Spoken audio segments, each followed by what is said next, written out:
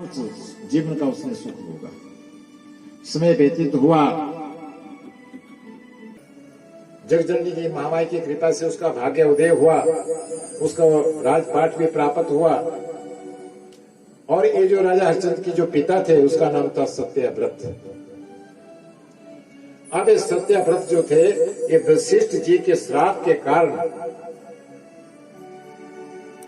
उनके कारण जो था इनका एक नाम और पड़ गया था कलमासपाल। इस नाम से भी इसको पुकारा करते थे सत्यव्रत को। कृष्ण को नाम भी इन्हीं का था। समय व्यतीत तीनों नामों के पीछे जो है इनकी एक कहानी घटी थी। एक बार सत्यव्रत के मन में इच्छा हुई कि मैं इस शरीर से ही स्वर्ग को प्राप्त करूं। मरने के बाद क्या पता किसने देखा स्वर्ग कहाँ है क्या नहीं है। जीते जी देखूं तो पता चले भी नहीं ये स्वर्ग है। अब सत्यव्रत ने जब इस प्रकार से अपने मन में विचार किया कि मैं स्वर्ग जीते जी देखूंगा, एक दिन सत्यव्रत जो था अपने कुल पुरोहित वशिष्ठ जी के पास गए और वशिष्ठ जी से प्रार्थना की कि हे गुरु जी, मैं आपसे निवेदन करता हूं, धन जितना मर्जी लग जाए, पैसे की कोई कमी नहीं है, लेकिन मैं इस शरीर से जीते जी स्वर्ग देखना चाहता हूं।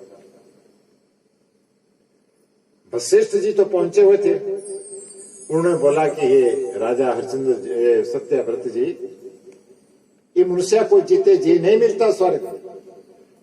अश्वमेध यज्ञ करो, यज्ञ में ब्राह्मणों और संतों को संतुष्ट करो, उनका आशीर्वाद लो, फिर मृत्यु को प्राप्त होंगे, तब आपको स्वर्ग की प्राप्ति होगी, नहीं तो नहीं होगी।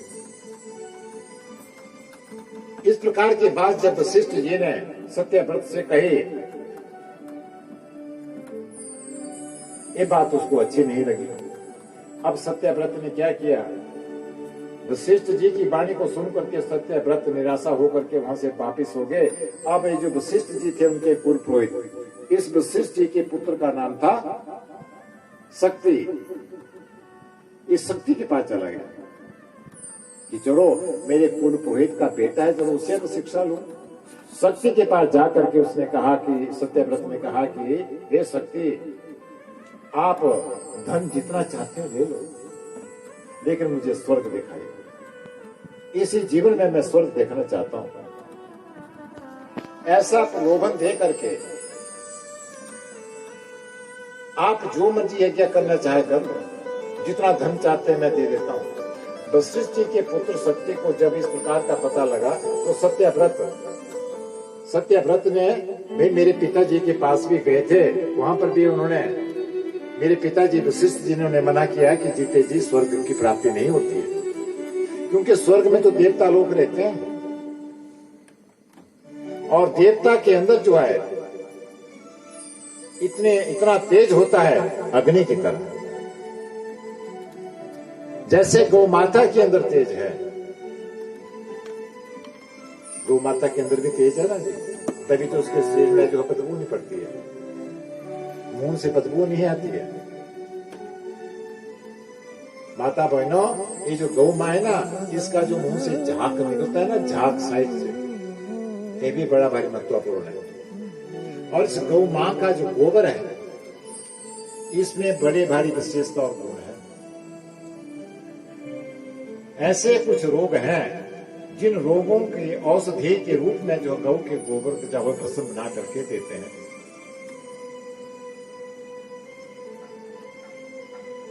इसके गुणतर में भी बहुत बड़े गुण हैं, लेकिन माने कौन? हम तो तब मानते हैं गौ माता के लिए जब वो दूध निकालेगी, हमको फायदा देगी। जब दूध से वंचित हो गई तो अन्न धन से भी उसको जो है घर से हम निकाल देते हैं। ऐसा कृत्य मत करो। गौ मां की सेवा निस्वार्थ भाव से करो, उसमें किसी प्रकार का आप लोगों का स्वार्थ नहीं होना चाहिए। अगर हमारे भाग्य में होगा तो गौ माता हमको अपना दूध अवश्य पिलाएगी, क्योंकि संसार में माता और बहनों, मां भी 3 प्रकार की होती है, और जो 3 प्रकार की माओ में से किसी मां का अपमान किया, कहां से उस मनुष्य के जीवन को सुख मिलेगा? अब आप सोचेंगे 3 प्रकार की मां कौन हुई?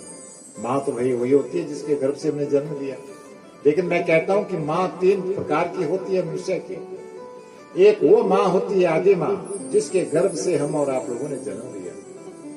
दूसरी माँ होती है गौ माँ, जिसके गर्भ से हम और आप लोगों ने माता बहनों जन्म लिया ना जी। वो माँ कब तक हमको स्तनपान करवाती है? 1 साल, 2 साल, 3 साल, उसके बाद तो स्तनपान बंद कर देती है। वो भी जब हम बच्चे थे तब की बात कर रहा हूं मैं। और आजकल के समय में जो बेटियां बच्चे को जन्म देती है, वो तो गर्भ से निकलने के पश्चात ही अपने स्तनपान से बंद करवा देती है। क्यों करवाती है? कि मेरे शरीर की सुंदरता खत्म हो जाएगी।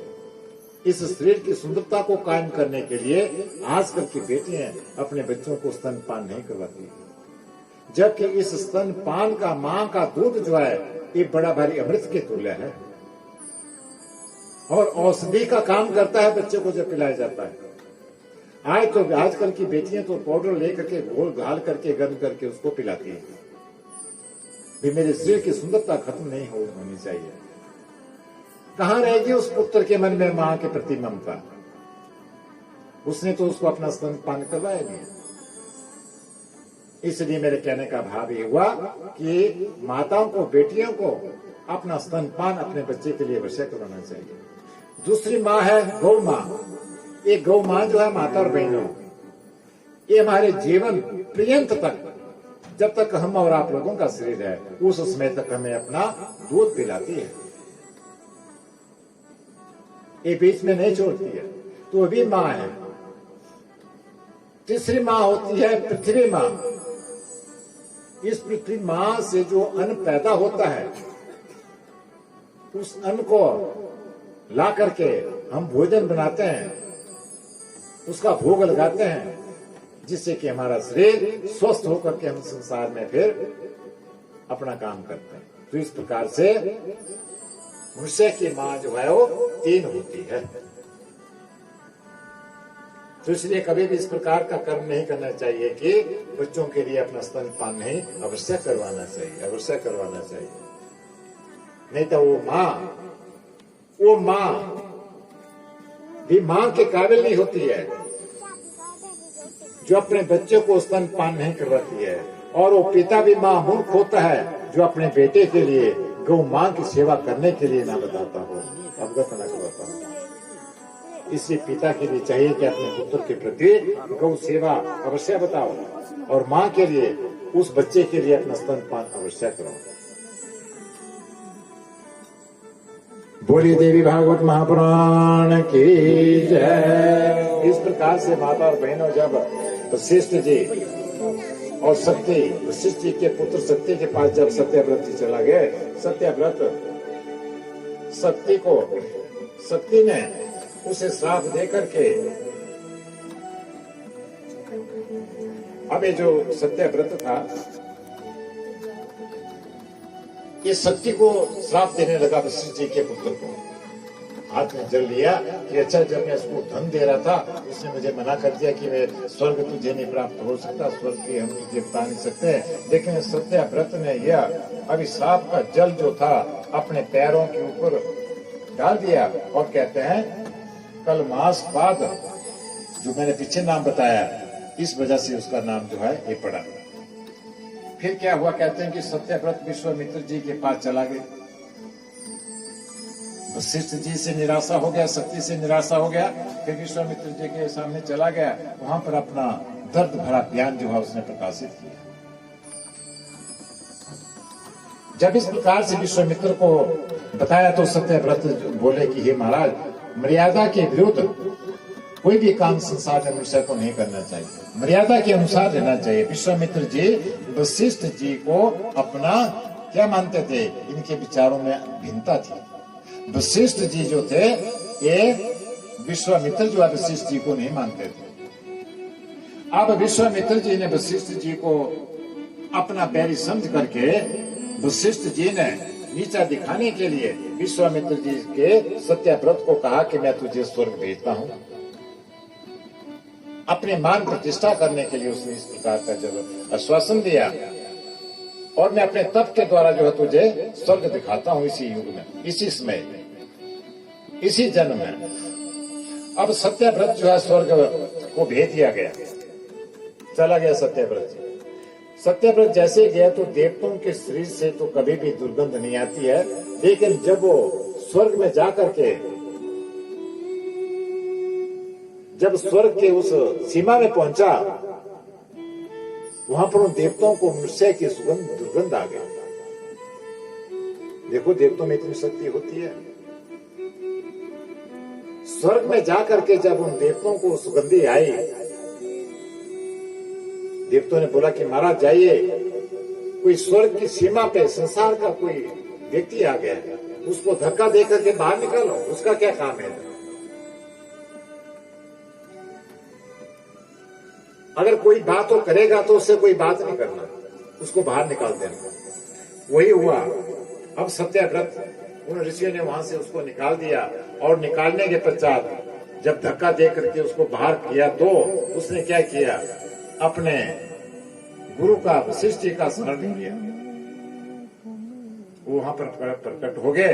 प्रकट होकर के उन्होंने उसके सिर को पकड़ा और पकड़ करके उसको सावधानी से रोका। विश्वामित्र जी के द्वारा भेजे गए सत्यव्रत को जैसे ही देवलोक की सीमा में वो पहुंचे थे तो उनको उन्होंने बाहर निकाल दिया। इसके पश्चात फिर क्या होता है आगे चल करके, विश्वामित्र जी ने दूसरा स्वर्ग बनाने की चेष्टा की कि अब मैंने इसको दूसरे स्वर्ग का जो है उसको भेजूंगा, लोक मर्यादा छिन्न भिन्न न हो जाए। जो सही रास्ता था स्वर्ग का उसको रोक दिया उन्होंने, तो अब दूसरे रास्ते से उसको भेजा गया और लोक मर्यादा भी भंग ना हो और किसी प्रकार से ये मर्यादा भी रहे। अब राजा हरिश्चंद्र जो था, सत्यव्रत के पुत्र हरिश्चंद्र जो थे, अयोध्या के राजा थे, हरिश्चंद्र की संतान नहीं थी। दूसरे मार्ग से जब सत्यव्रत को वहां भेजा और भेज करके जब वहां रहा, तो कहते हैं कि जो राजा हरिश्चंद्र थे, सत्यव्रत के जो बेटे थे, इनकी संतान नहीं थी। अब संतान की प्राप्ति करने के लिए वशिष्ठ जी के पास जाकर के उन्होंने प्रार्थना की कि महाराज मुझे संतान चाहिए। वशिष्ठ जी ने बोला कि हे राजा हरिश्चंद्र जी, आप संतान चाहते हैं तो आप वरुण देवता का आह्वान करो, जल का आह्वान करो, उसकी पूजा करो, आराधना करो। अब हरिश्चंद्र राजा ने वही किया, वरुण देवता का आह्वान किया। आह्वान करने के पश्चात वरुण देवता जब बड़े प्रसन्न हुए, प्रसन्न होकर के कहा कि हे राजा बोलिए किस लिए तैने मुझे प्रसन्न किया। उसने कहा कि महाराज मेरे संतान है, मुझे संतान चाहिए। वरुण देवता प्रसन्न होकर के हरिश्चंद्र को दर्शन दिए और कहा कि वर मांगो, तो उसने वरुण देवता से कहा कि मुझे संतान पुत्र की प्राप्ति होनी चाहिए। इस प्रकार से वरदान जब मांग करके, एक कथा का प्रसंग जो है भागवत के नवम स्कंद में भी आता है।